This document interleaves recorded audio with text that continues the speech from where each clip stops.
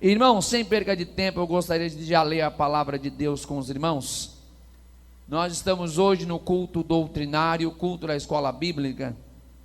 Quem já pegou o seu manual bíblico? Quem já pegou? Nós vamos estudar sobre a vida cristã, andando nos passos de Jesus. Se a gente andar nos passos dele, pode ter certeza que a gente não vai errar. Se a gente seguir as pegadas de Jesus, a gente vai chegar no lugar certo. Sim ou não? É seguindo o caminho correto, tá bom? E a nossa primeira lição de hoje vai falar sobre o cristão e a sua fé em Cristo. A leitura será feita na epístola de Tiago, capítulo 2, e o versículo 18. Tiago, capítulo 2, e o versículo 18. Vamos falar sobre o cristão e a sua fé. Vamos ler a palavra de Deus. Mas dirá alguém: tu tens a fé e eu tenho as obras. Mostra-me a tua fé sem as tuas obras, e eu te mostrarei a minha fé pelas minhas obras. Preste atenção na palavra de Deus. Nós fizemos a leitura do texto áureo, epístola de Tiago, capítulo 2, versículo 18. Tiago vai ser um dos grandes escritores neotestamentários a respeito da fé. E Tiago, ele vem requerendo aquilo que nós chamamos de fé prática. Tiago traz muitos conselhos e exemplos a respeito da fé. A gente vai abordar alguns deles aqui na nossa aula, mas em suma, nós vemos que Tiago, ele cobra uma fé experimental, uma fé viva, uma fé prática, ou seja, não apenas uma fé teórica, não apenas uma fé falada, mas, como eu disse, também praticada. Esta pergunta que eu fiz aos irmãos antes de orarmos, a respeito de uma possível contradição de Tiago com Paulo em suas palavras, gerou até alguns questionamentos entre os pais da igreja, entre os reformadores, questionando se Tiago deveria estar no cânon sagrado, pela sua insistência para as obras. Mas quando a gente presta atenção no que Tiago está dizendo, a gente vai ver que, na grande verdade, é que não há contradição. Tiago não prega a salvação pelas obras. Tiago diz simplesmente que aqueles que foram salvos e justificados por Cristo, pelo sangue de Cristo, eles vão viver na dimensão da fé. E esta dimensão da fé vai gerar frutos. Então, a obra na vida do crente salvo não é uma condição para que ele se mantenha salvo, mas é uma consequência da salvação que opera em nós através do Evangelho, sendo ministrado pela palavra e no poder do Espírito Santo.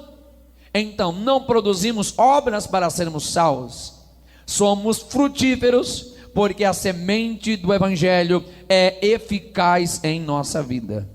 É isso que Tiago está dizendo.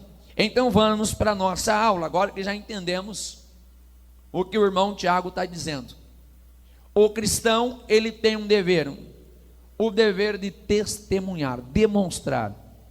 Quando falamos de testemunhar, não quero dizer apenas aquilo que nós conhecemos como o momento dos testemunhos no culto.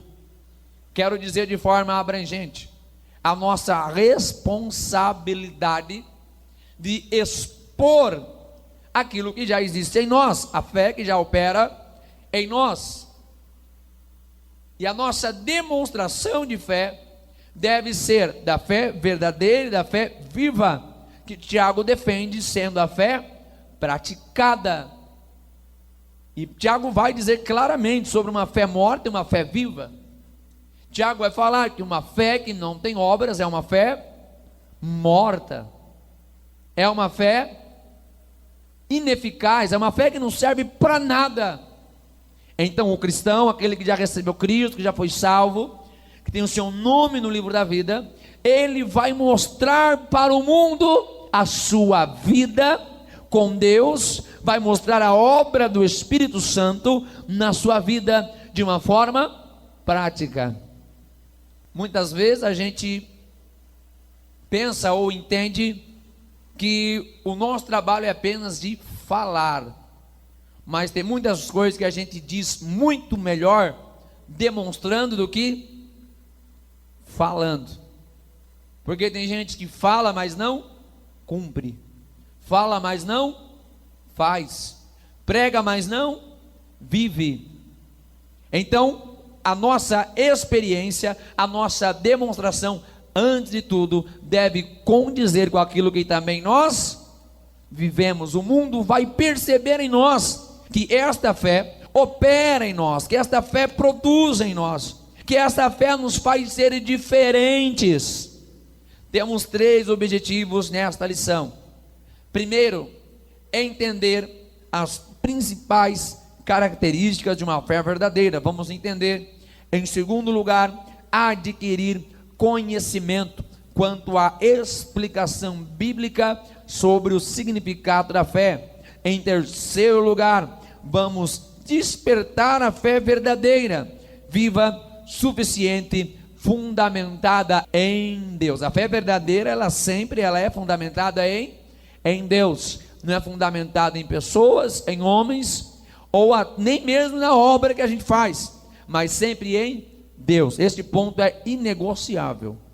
Para a gente aprender um pouquinho mais, Abraão foi conhecido como pai da fé. Por que Abraão tem esse título? Porque ele é reconhecido como precursor da fé pela sua atitude. Vemos pessoas que agiram com fé antes de Abraão. Vemos, Hebreus vai citar para a gente, Hebreus 11, vai citar pessoas que viveram antes de Abraão. Agora, o ato de Abraão tem um significado maior, porque através da sua atitude de fé, muitos também creriam em Deus, e ele seria feito pai de nação, seria feito pai de muitos povos. A sua atitude de fé, de deixar a sua terra, deixar a sua parentela, deixar a sua velha vida, geraria uma promessa a um povo, geraria uma promessa de redenção. Por isso Abraão é conhecido como pai da fé. Gálatas capítulo 3, versículos 6 e 7 vai dizer para a gente: creu Abraão em Deus, e isso foi-lhe imputado como justiça. Os que são da fé são filhos de Abraão. Imputado é que foi-lhe dado, foi-lhe entregue, foi-lhe atribuído. Ele não tinha essa justiça, tal como nós não tínhamos. Mas quando nós cremos, da mesma forma que Abraão creu, nós também recebemos esta justificação. Outro ponto muito importante para a gente introduzir a nossa aula de hoje é que a fé no Antigo Testamento, ela tinha uma conotação diferente, um pouquinho diferente daquilo que a gente tem no Novo Testamento. A fé no Antigo Testamento, ela era muito voltada também para a fidelidade, não apenas ao ato de crer, como a gente usa muito a partir do Novo Testamento, mas no Antigo se usava muito para ser fiel. Ou seja, Abraão, que é o pai da fé, não apenas por ele ter crido em Deus, no Deus invisível, mas também por ele ter se mantido fiel a Deus durante a sua vida. Pastor, qual conceito está certo? O do antigo, que leva mais para a fidelidade, ou o do novo, que nos leva mais ao crer? Os dois estão corretos, e os dois devem ser exercidos. Tanto a fé que nos faz acreditar, quanto a fé que nos faz manter-nos sempre fiéis a Deus. Uma vez que nós cremos, como também Abraão creu, nós vamos guardar esta fé até o último dia da nossa vida. Como Paulo disse: combati o bom combate, acabei a carreira e guardei a minha fé. Vamos na fé até o último dia da nossa vida. Vamos à nossa leitura bíblica em classe, na carta aos Hebreus, capítulo 11, versículos do 1 até ao versículo de número 6. Diz assim a palavra de Deus: ora, a fé é o firme fundamento das coisas que se esperam e a prova das coisas que não se veem. Então, seria até importante você destacar essas palavrinhas. Eu até destaquei, talvez não dê para ver de longe, mas para a gente não esquecer mais o que é fé: fundamento e prova. Fundamento é onde a gente se baseia, onde a gente se estrutura, e a prova é aquilo que evidencia para a gente acreditar. Fundamento do que ainda a gente não tem, está esperando, e a prova daquilo que a gente não vê com os olhos, o mundo espiritual. Versículo 2: porque por ela os antigos alcançaram testemunho, prova de vida. Pela fé entendemos, ou seja, cremos de forma consciente. Pela fé entendemos que os mundos, pela palavra de Deus, foram criados, de maneira que aquilo que se vê não foi feito do que é aparente. Pela fé, Abel ofereceu a Deus maior sacrifício do que Caim, pelo qual alcançou testemunho de que era justo, dando Deus testemunho dos seus dons, e por ela, depois de morto, ainda fala. Para Abel, a fé o fez oferecer, apresentar a Deus o seu melhor sacrifício. Versículo 5: pela fé, Enoque foi transladado para não ver a morte, e não foi achado, porque Deus o transladara, visto como antes da sua transladação alcançou testemunho de que agradara a Deus. Enoque pela fé foi transladado, foi levado para Deus. Versículo 6: ora, sem fé é impossível agradar-lhe, porque é necessário que aquele que se aproxima de Deus creia que ele existe e que é galardoador dos que o buscam. Ou seja, a fé é elemento fundamental para a nossa vida. Não tem como a gente ser crente sem ter fé. Então vamos entender. Introdução ao nosso comentário. Como nós já lemos, a fé é fundamento. Esse fundamento é a base para a nossa salvação. João 3,16, o texto mais conhecido da Bíblia: aquele que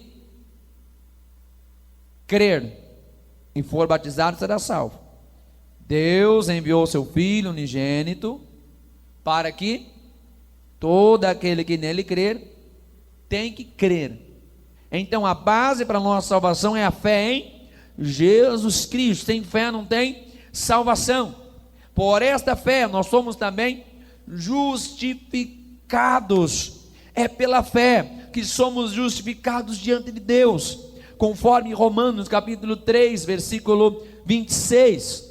Em Romanos 3, Paulo vai declarar a perdição humana. Paulo vai declarar a certeza do pecado humano, mas também ele vai mostrar que existe a salvação em Cristo Jesus, onde nós recebemos a justiça. É pela fé que nós vivemos uma nova vida com Deus. Vida cristã é nova vida. Vida cristã não é apenas aderir a alguns novos costumes. Vida cristã não é apenas se adequar a uma comunidade, a um novo grupo social. Vida cristã nos fala de uma mudança, de novos parâmetros de vida. de nova conduta de vida. Isto é vida cristã. E como a gente pode viver essa transformação? É pela fé, pelo fundamento da fé, conforme a segunda epístola aos Coríntios, capítulo 5, versículo 7. É pela fé também que nós sustentamos a viva esperança em nós. Ser crente, ser cristão, é viver com esperança, porque nós somos como peregrinos aqui nessa terra. Todos nós sabemos, não é novidade para ninguém que aqui está, que o nosso destino, a nossa pátria não é aqui. Não pertencemos a este mundo, não queremos ficar aqui. Temos a esperança da eternidade, temos a esperança da vida eterna, temos a esperança dos céus. E como a gente se mantém aguardando esta promessa? Há muitos que a têm por tardia, há muitos que desfalecem, há muitos que desistem de esperar, mas o que nos faz manter esperando, o que nos faz manter aguardando, é a fé que nós temos pela palavra de Deus, conforme Hebreus capítulo 10, versículo 35, como também capítulo 12, versículo 3, nos faz aguardar pacientemente por esta preciosa promessa. Mantemos a esperança, mantemos viva em nós a expectativa de que breve estaremos com o nosso Pai Celestial na glória. É pela fé. Guarde a tua fé com Deus. E agora nós vamos lembrar que fé não pode ser definida simplesmente como algo subjetivo, ou seja, algo que depende de cada um. Isso é subjetivo. Por exemplo, gosto é subjetivo. Por exemplo, tem gente que gosta de uma cor de roupa, usa tênis preto, vai botar uma calça, a calça é preta, a camisa é preta, o chapéu é preto, tudo é preto, porque gosta do preto. Já tem outro que não quer usar roupa preta, quer usar roupa branca, compra tudo branco. Gosto é subjetivo. Gosto de comida, tem gente que gosta de um tipo de comida. Tem gente que fala, olha, eu amo comer peixe. E tem outro que diz, olha, não aguento nem com o cheiro do peixe. É gosto, é gosto. O gosto é subjetivo, depende de cada um, a opinião de cada um come o que achar melhor, e puder, é claro. Agora, a fé não é a opinião de cada um. Existe uma máxima que se diz muito, que religião não se discute. Eu concordo parcialmente com esta expressão. Não se discute por respeito. Aí sim, não se discute porque nós temos ética de respeitar as pessoas que pensam diferente. Agora, não quer dizer que a gente não discute porque concorda que todo mundo está certo. Quem está me entendendo, diga glória a Deus. Então a gente não vai sair afrontando todo mundo aí que pensa diferente da gente. Questão de ética, respeito espiritual, educação espiritual. Agora, não quer dizer que a gente está concordando com o que todo mundo pensa que é fé. Porque fé não é mera opinião, não é o que cada um acha, não é o que cada um pensa, como muitos defendem. Diz, não, eu acho que é assim, é desse jeito. Outro dia recebi uma pessoa e ela queria de todas as formas que eu abonasse uma certa conduta que era contrária à palavra de Deus. Eu abri a Bíblia, mostrei biblicamente, em vários momentos na palavra de Deus, que aquele comportamento que ela estava praticando estava errado. Mostrei por A mais B, Antigo Testamento, Novo Testamento e tudo mais que eu tinha que mostrar, para ela entender que aquela conduta não era aprovada por Deus. Mas ela insistia e queria continuar daquele mesmo jeito. Eu disse, infelizmente eu não posso fazer mais nada, eu não vou mudar a Bíblia, nem posso, não faria isso, não vou mudar o que está escrito por causa de você. E a resposta dela para mim foi o seguinte: o importante é que Deus conhece o meu coração, o importante é que eu amo a Deus, o importante é que eu sirvo a Deus na minha sinceridade. Será que está certo isso? Então muitas pessoas, quando não concordam com a verdade, quando não concordam com a Bíblia Sagrada, utilizam-se dessas respostas para dizer: não, mas é minha fé, é o que eu acredito, é o que eu entendo, é o que eu acho. Então a gente vai respeitar, né? A gente vai respeitar se a pessoa quer pensar de outra forma, mas não vamos abonar. Fé não é subjetiva, não depende de cada um, não é nem o que eu acho aqui porque eu sou pregador, porque eu sou pastor. Tudo que eu estou falando aqui é o que a Bíblia diz, é o que a Bíblia fala. Eu não posso alterar, também não é a imaginação do pregador, não é a criatividade do pregador, não, é o que a Bíblia diz que é, e a gente precisa aceitar a palavra de Deus, precisamos ser bíblicos, porque de achismo já está cheio demais, tem muito achismo, é achismo demais, é achismo para lá, achismo para cá. Cada um quer achar uma coisa, mas a fé não é subjetiva. A fé tem base, tem fundamento, está aqui, é o que está na Bíblia. Se não está, não está. A fé também não é um mero sentimento positivo, não é só aquele sentimento assim, sabe, aquela coisa, não. Pastor, eu senti alguma coisa que é minha fé, pastor, que é muito grande. E isso também não é necessariamente fé. Porque tem gente que se emociona até com aquilo que é antibíblico. Tem gente que se emociona ouvindo heresia. Tem gente que se emociona, chora, derrama lágrimas, pranteia, ouvindo as verdadeiras marmotas que muitos inventam por aí. Então, fé não é um simples sentimento positivo de crer, não. Não é apenas isso. Fé também não é simplesmente uma determinação otimista. Não é o simples fato da gente dizer: olha, eu creio que vai dar certo, eu determino que vai dar certo, na minha vida vai dar tudo certo. Isso também não é fé bíblica. Se nós formos falar que vai dar certo, tem que ser pelo que a Bíblia diz que vai dar certo. Se for para a gente dizer que alguma coisa vai funcionar na nossa vida, tem que ser por base na palavra de Deus, e não porque a gente está achando que vai dar certo. Quem me entende, diga glória a Deus. Agora, o que é a fé? Vamos ver. Eu falei o que não é, agora vamos falar o que é. Eu estou acompanhando aqui o manual bíblico, mas tudo que eu coloco no slide já é tudo mastigado para ficar mais fácil para vocês. A fé cristã é a confiança no Deus eterno e nas promessas garantidas por Cristo.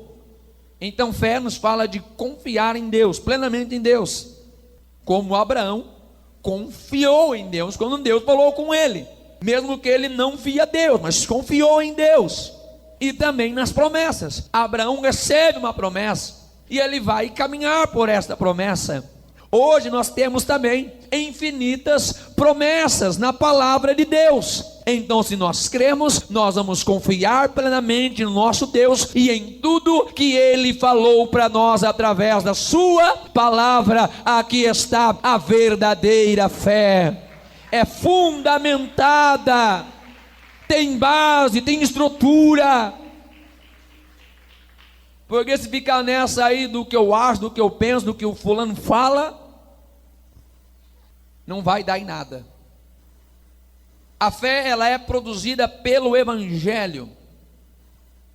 Romanos 10, versículo 17. A fé vem pelo ouvir e ouvir a palavra de Deus. A partir do versículo 11, 12 ali do capítulo 10 de Romanos, Paulo começa a levantar um questionamento sobre a salvação, sobre a necessidade de crer, sobre a necessidade de ouvir, a necessidade de pregar. E por fim ele vai levantar uma dúvida no versículo 16, se não me falha a memória. Ele vai levantar uma dúvida, porque muitos não creram no passado. Ele fala que é preciso crer para ser salvo, dos versículos 13 ao 15. Aí ele chega no 16 e vai dizer: mas como diz Isaías, quem deu crédito à nossa pregação? como se ele falasse: há muitos que não creem na mensagem, há muitos que não conseguem crer, que não conseguem ter fé. Então ele desperta o versículo 17 para dizer: mas a fé, ela vem pelo ouvir, e ouvir a palavra de Deus. Então, quando nós ouvimos a palavra, nós temos a oportunidade de crer. A palavra de Deus abre a nossa visão espiritual. A palavra de Deus comunica a nós a graça de Deus, e por essa graça nós podemos desenvolver a nossa fé. É pelo poder do Evangelho, pela pregação verdadeira do Evangelho. Quando esta mensagem é compreendida com a ajuda do Espírito Santo. Porque tem gente que ouve e não procura compreender a palavra de Deus. E se a gente ouve e não procura compreender, nós seremos aquele solo onde a semente caiu. Lembra da parábola do semeador? Ele saiu a semear, de repente uma semente caiu no meio do caminho. O que aconteceu? Vem os pássaros, ó, e tum. Se a gente ouvir e não procurar entender, vem o diabo, ó, e tum. Se a gente ouvir a palavra e não procurar guardar a palavra, não abrir o espaço para a palavra na nossa vida, o que vai acontecer? Vai vir as heresias e vai confundir a nossa mente. Vai vir o adepto do diabo e vai confundir a nossa mente. Então é necessário entender, compreender. Porque uma vez que nós compreendemos, nós tomamos os conceitos bíblicos como verdade. E verdade a gente não negocia, não é isso? Porque tem pessoas que se aposentam da fé. Porque tem pessoas que abandonam a fé depois de muito tempo. Porque não geraram convicção pelo Evangelho. Por muito tempo ouviram, e somente ouviram. Por muito tempo estiveram na igreja, talvez ocupando esses lugares que hoje você ocupa. Mas talvez simplesmente ouviam, somente isso ouviam. Mas não se atentaram para compreender, para entender. Porque quando a gente entende, ninguém muda a cabeça da gente. Sim ou não? Quando a gente entende, ninguém muda a cabeça da gente. É a mesma coisa que eu apontar para essa cadeira aqui e falar: olha, essa cadeira aqui é verde. Alguém vai acreditar em mim? Se eu falar, é verde. Não, eu estou falando que é verde, eu que estou falando. Você vai dizer, não, é laranjada. Eu tenho certeza que é, eu já compreendi que ela é laranjada. Então, quando a gente compreende de verdade o Evangelho, quando a gente compreende de verdade a palavra de Deus, é impossível alguém passar a gente para trás. É impossível alguém confundir a gente. É impossível alguém fazer bagunça com o nosso entendimento. Nós precisamos se preocupar em crescer no conhecimento, no entendimento. Não é só para a gente vir ao culto, somente para ouvir e depois, ó, estava bonito o culto, mas o que foi pregado? Eu nem lembro, eu nem sei, mas o culto estava bonito. Nós precisamos ser despertados para compreender cada dia mais.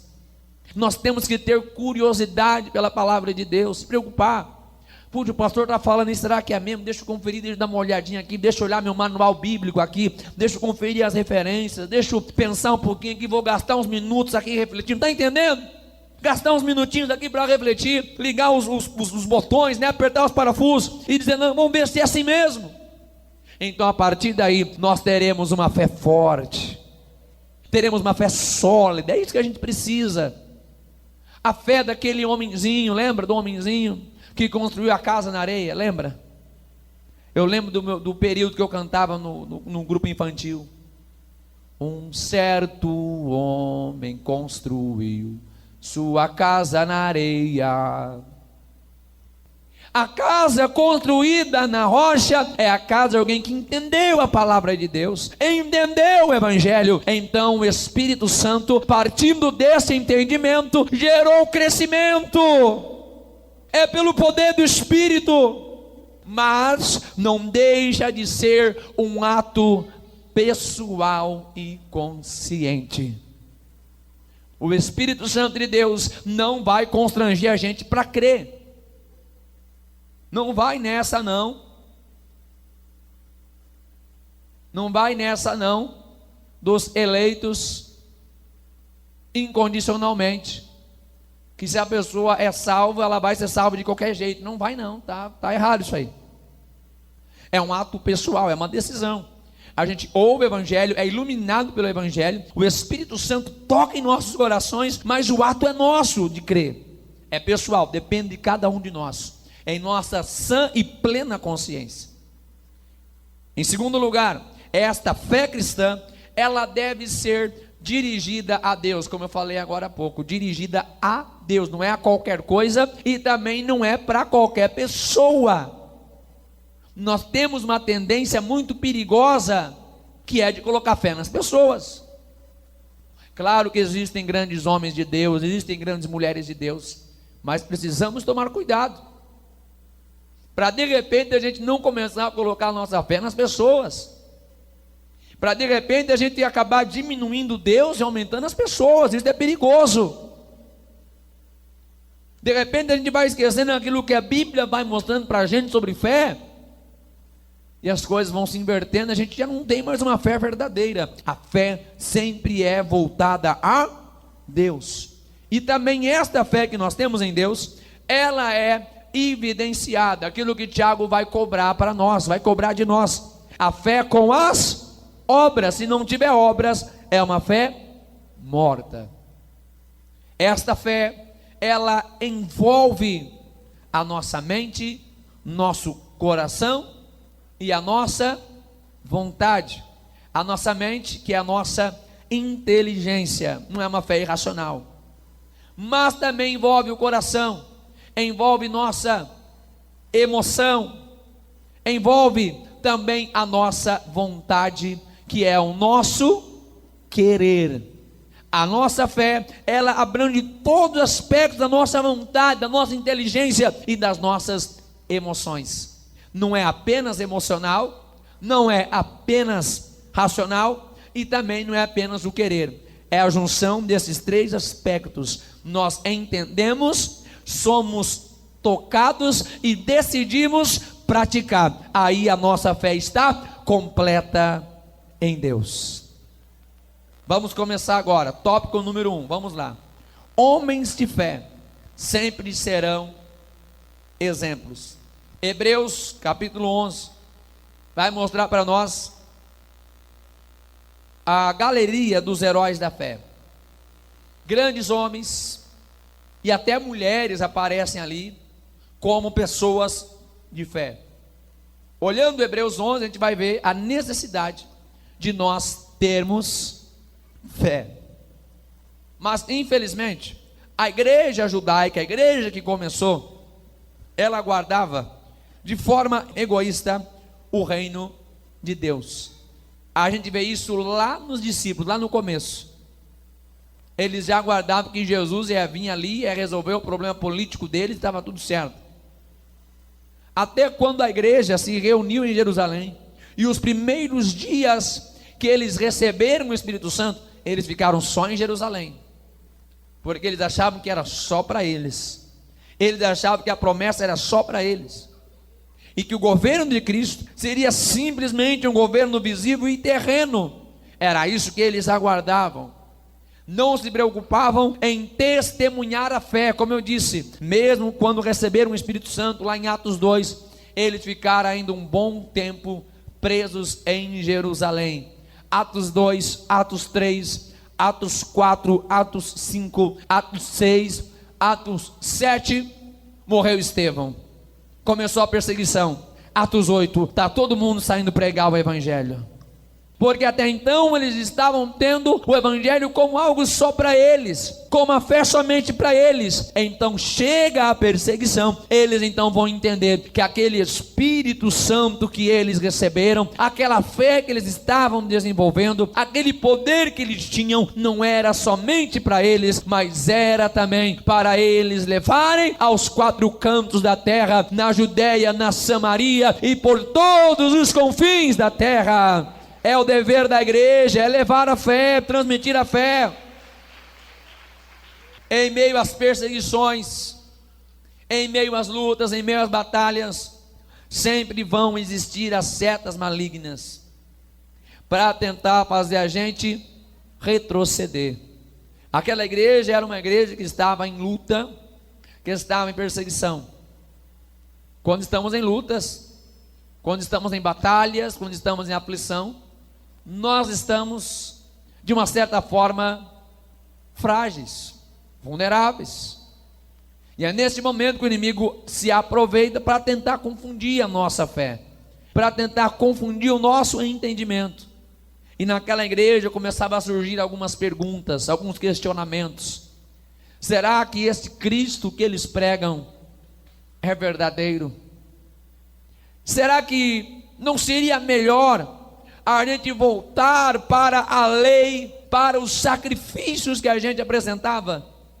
No entanto, que o autor desta carta, ele vai bater muito na tecla da supremacia de Cristo em relação à lei, em relação a Moisés, em relação aos anjos, em relação aos sacrifícios, em relação ao sacerdócio levítico, enfim, porque haviam estas dúvidas, esses questionamentos.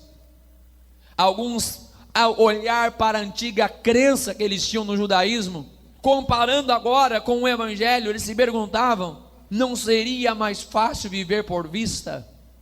Pois assim era a fé judaica, baseada nos ritos, baseada na cerimônia. E eu te pergunto, qual é mais fácil ou qual é o mais difícil?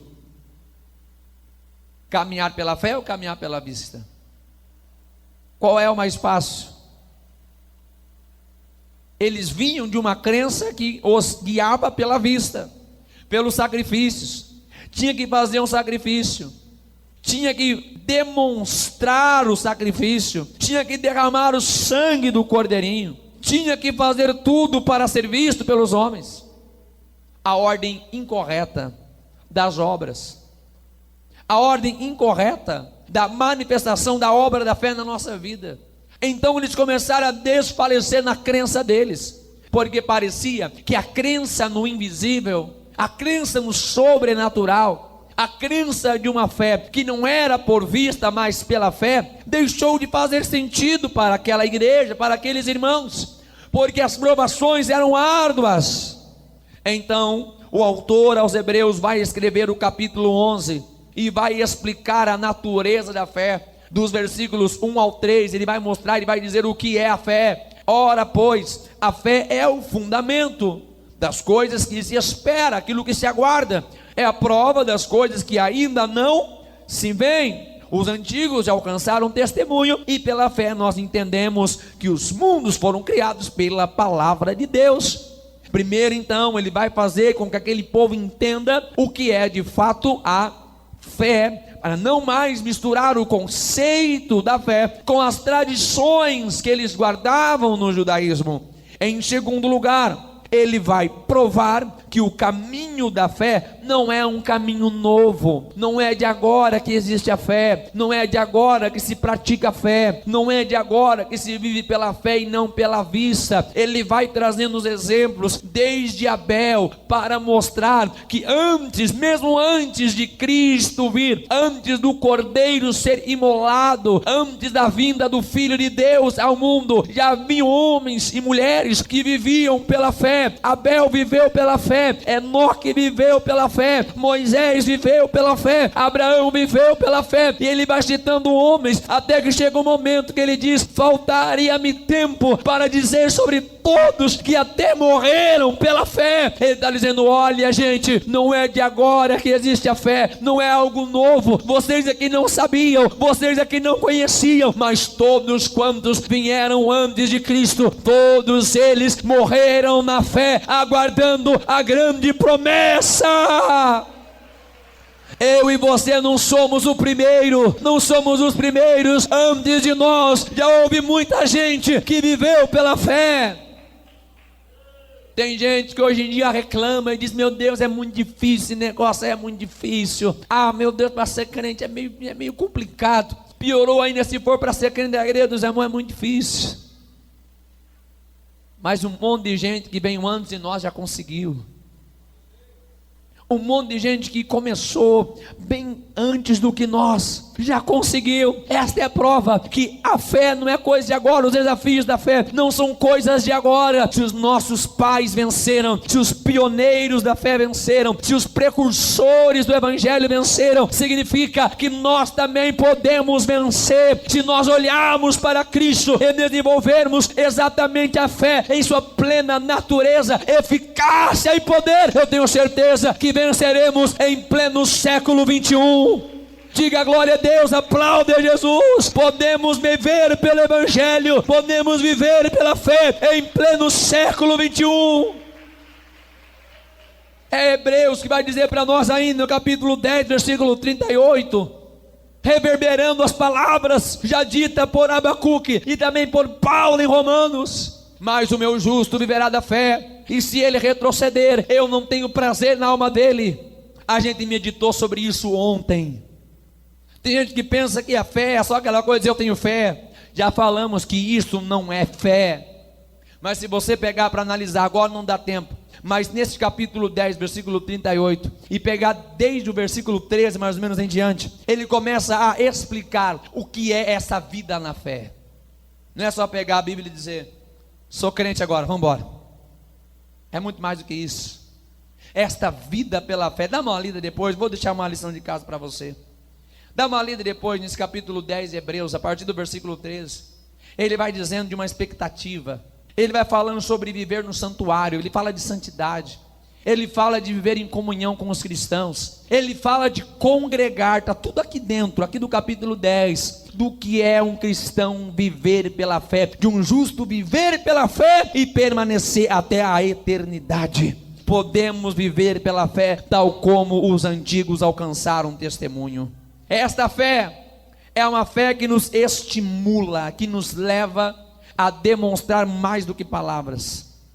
Agora, olhando ao Novo Testamento, a fé, conforme o grego, traz o sentido de confiança, aquilo que nós já falamos, do acreditar, e abrange pelo menos 3 fatores. Primeiro, a comprovação de fatos à luz da razão. Lembrando de Hebreus 11, versículo 3, ele diz: pela fé entendemos. Não é pela fé achamos. Não é pela fé parece que é. Não é pela fé talvez seja. A fé nos traz comprovação. Até porque tem gente que pensa que a Bíblia depende da ciência. Na verdade é a ciência que depende da Bíblia. Cada vez que os cientistas duvidam da Bíblia e eles vão pesquisar, eles têm que se prostrar aquilo que a Bíblia diz. É só você pesquisar um pouco, Sempre que o homem vai questionar a Bíblia e dizer que alguma coisa está errada, a Bíblia se sobressai. Demoraram tantos anos para dizer que a Terra, ela é esférica, assim que fala? É esférica, né? Redonda. Que a Terra é um globo. Demoraram tantos anos brigando por causa disso. Mas a Bíblia já falava, Isaías já dizia que Deus se assenta à redondeza da terra. A Bíblia já vem trazendo tudo para nós. A Bíblia, ela é evidente, traz provas para nós.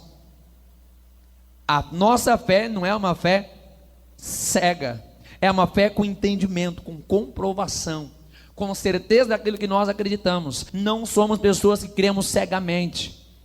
A gente não é gente que vai atrás das outras, né? Lá na minha terra diz: Maria vai com as outras. É só um ditado que diz assim. A gente não é gente assim que vai pelo embalo da maioria. A gente tem comprovação naquilo que a gente entende, naquilo que a gente acredita. A nossa fé, ela é baseada pelo que ouvimos na mensagem do Evangelho, pela palavra de Deus. E ela é fortalecida pela ação do Espírito Santo. Então, olha só, a nossa fé mexe com o nosso entendimento pela palavra de Deus e é fortalecida pelo poder do Espírito Santo. Esta é a nossa fé que nós temos e por ela vivemos. Mas, contudo, entretanto, no entanto, porém, esta fé não pode ficar apenas escondida. Fé não é coisa para a gente guardar no bolso e levar para casa. A fé tem que ser testemunhada. A igreja primitiva começou a testemunhar. Em Atos 2, vemos Pedro e João na cura daquele homem, do coxo que estava à porta do templo, a porta formosa. E após aquele homem ser curado, quando Pedro, fitando os olhos nele, diz: não tenho prata nem ouro, mas o que eu tenho isso te dou, em nome de Jesus Cristo, levanta-te e anda. E aquele homem se levanta. Diz o texto que todo mundo começou a olhar para Pedro e para João. Meu Deus do céu, esses homens são poderosos.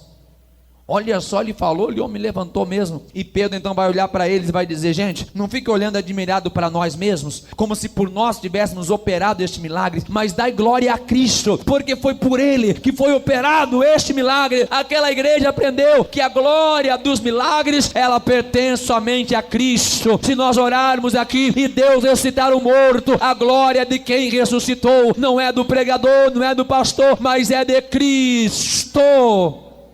É de Cristo, é de Deus, é Deus que cura, que liberta. Tem gente que quer fazer espetáculo e quer ficar bonito usando o nome de Jesus, quer ficar famoso usando o nome de Jesus, quer fazer de tudo, mas usando o nome de Jesus. Se é tão bom assim, usa o teu nome então, não usa o nome de Jesus. É ou não é? Se é para deixar o nome de Jesus lá embaixo depois, então tenta curar no teu nome. Eles entenderam que a glória de tudo que acontecia era de Cristo. Pedro diz: não olha para a gente não, foi Jesus quem fez este milagre. E eles receberam um fervor tão grande pela pregação do Evangelho, pelo desejo de testemunhar o Evangelho, que mesmo enquanto eles estavam sendo censurados, ameaçados para não pregarem, eles não abriram mão de falar da fé. Eles foram chamados pelos magistrados e pediram a ele: olha, não preguem mais, não falem mais. Eles disseram: não tem como a gente se calar daquilo que Jesus Cristo tem feito. Vocês podem prender a gente, podem bater na gente, não tem problema, isso até é bom para nós, mas a gente vai continuar falando do amor e do poder deste Jesus Cristo. Continuar levando a pregação consciente do Evangelho, a mensagem verdadeira do Evangelho de Jesus Cristo, porque era disso que o coração deles estava cheio. A gente fala do que o nosso coração está cheio. Se o nosso coração está cheio do Evangelho, a gente vai levar o Evangelho. Se o nosso coração está cheio do amor, a gente vai falar do amor. Se o nosso coração está cheio dessa fé, a gente não vai conseguir ficar parado, porque dentro de nós há uma força muito maior do que a gente mesmo. E em terceiro lugar, último tópico, a fé operante e os seus resultados. Nos evangelhos, nós temos muitos relatos de milagres alcançados pela fé. Mas aqui na epístola de Tiago, nós temos orientações para uma fé viva e eficiente. Uma fé que vai trazer resultados. Temos 4 aspectos e a gente vai meditar com os irmãos brevemente. Primeiro, a nossa fé, quando provada, se torna uma fé produtiva. O que diz o texto? Tiago, capítulo 1, versículo 3: sabendo que a fé, que a prova da vossa fé, obra a paciência. Uma fé que passa pela prova, ela produz a paciência, uma fé frutífera. A nossa fé, ela não tem nada a ver com a dúvida. Fé e dúvida não são compatíveis. Onde tem fé não pode ter dúvida. Capítulo 1, versículo 6: peça, porém com fé, não duvidando, porque o que duvida é semelhante à onda do mar, que é levada pelo vento e lançada de uma para outra parte. Então fé é totalmente o oposto da dúvida. Onde tem fé não pode ter dúvida. Temos que crer completamente, confiar totalmente. Até tem um exemplo que eu já contei aqui 1 milhão de vezes. Semana passada eu contei, mas já que eu estou falando de fé, eu vou falar de novo, talvez você não ouviu. O que é uma fé plena e o que é uma fé de quem acha que tem fé. Um homem esticou um cabo de aço de um lado para o outro de umas cataratas. Ele passava e voltava, andando por aquele cabo de aço. O precipício estava para baixo. Ele ia e voltava. Aí de repente ele observou que tinha uma mulher que estava observando ele bem atento, uma senhora. Ele falou: olha, você acredita que eu passo de novo? Ela: acredito. Mas a senhora acredita que eu passo levando um carrinho de mão? Ela disse: claro que eu acredito. Mas a senhora acredita que eu passo esse cabo de aço levando uma pessoa dentro do carrinho de mão? Ela: claro que eu acredito, o senhor é muito bom. Ela: então, já que a senhora acredita tanto em mim assim, pois a senhora sobe no carrinho de mão e vamos passar aqui? Até hoje estão procurando a mulher, saiu correndo e nunca mais voltou. Está correndo até agora. Dizia que acreditava, mas não acreditava, na verdade. Então a nossa fé, ela está totalmente livre de qualquer dúvida. Nós cremos plenamente na palavra de Deus. Por isso que eu disse que a gente tem que compreender, a gente tem que entender. Aí não vai ficar lugar nenhum para dúvida. Quem me entende, diga glória a Deus. Jó, no seu momento de provação, Jó capítulo 19, versículo 25: eu sei que o meu Redentor vive. Ele tinha uma fé verdadeira, pura, e ninguém ia contrariar aquilo que ele já sabia. Eu sei que o meu Redentor vive e que por certo se levantará, e ainda nesta carne o verei. É a fé com evidência que tira toda dúvida.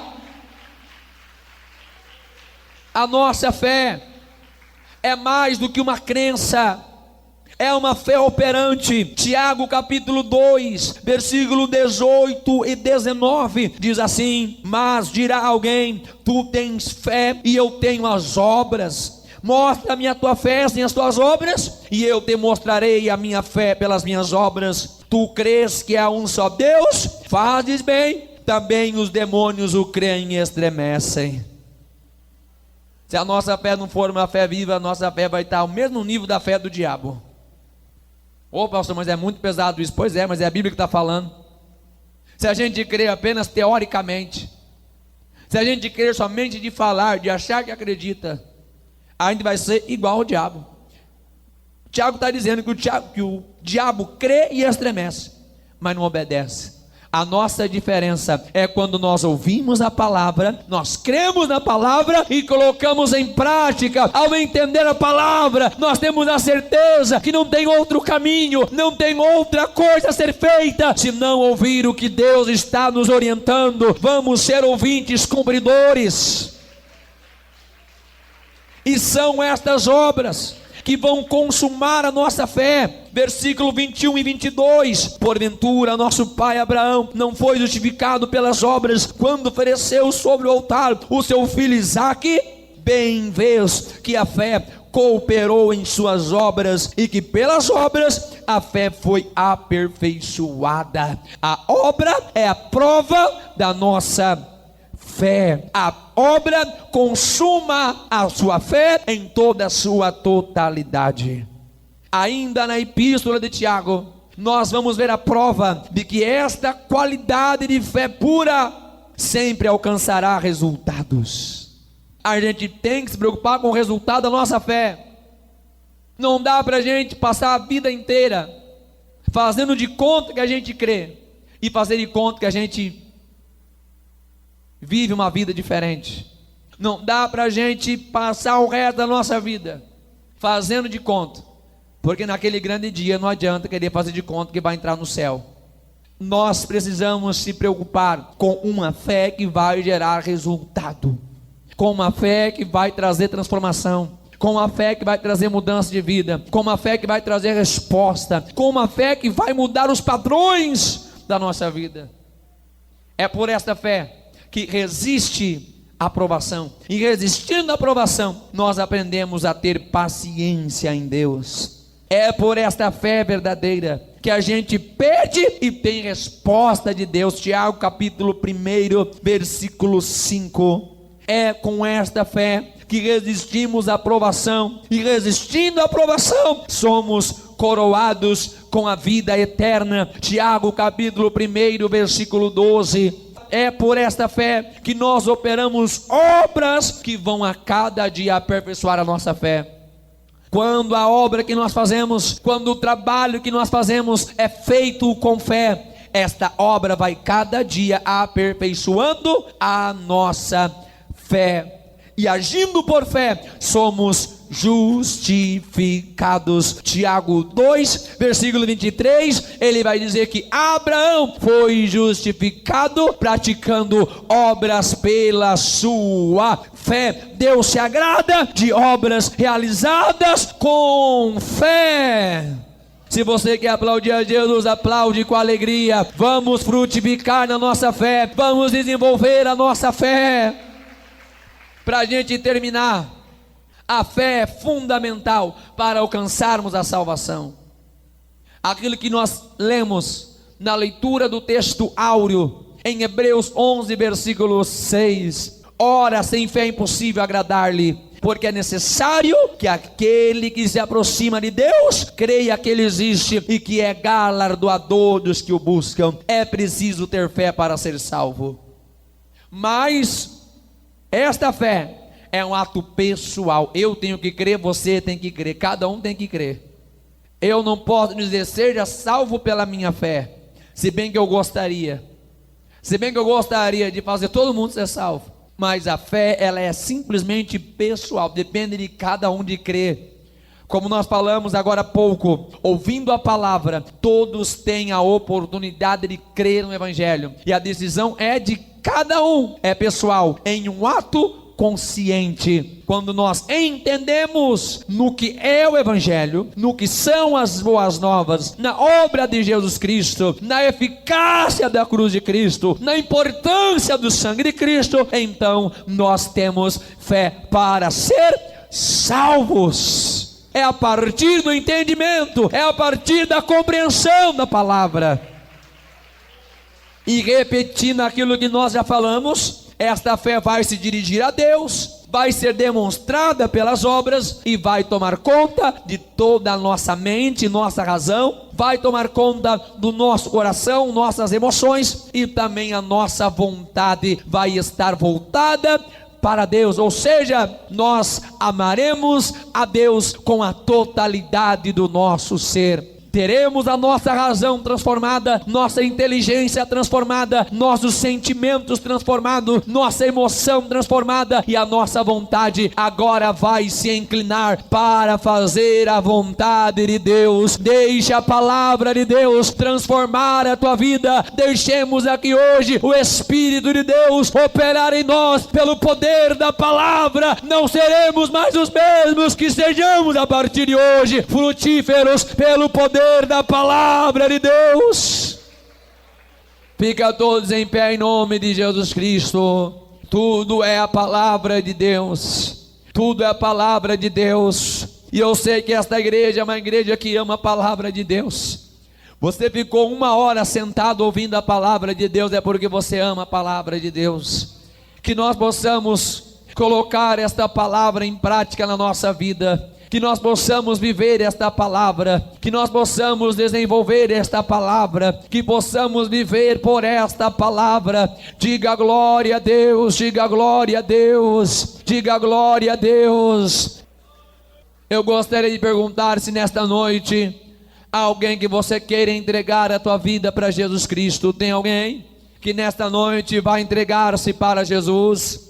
Você que ainda não declarou publicamente o seu desejo de seguir a Jesus Cristo, eu quero te convidar, levante sua mão e venha para Jesus. Alguém que você estava afastado do Evangelho, e hoje a palavra de Deus falou forte ao teu coração, e você vai voltar para os caminhos do Senhor, vai voltar para a comunhão dos santos, a comunhão da igreja, a comunhão dos salvos. Tem alguém nesta noite que você queira reconciliar com Cristo? Levante sua mão, venha aqui à frente. Eu quero orar por você juntamente com esta igreja. Há uma oportunidade para nós.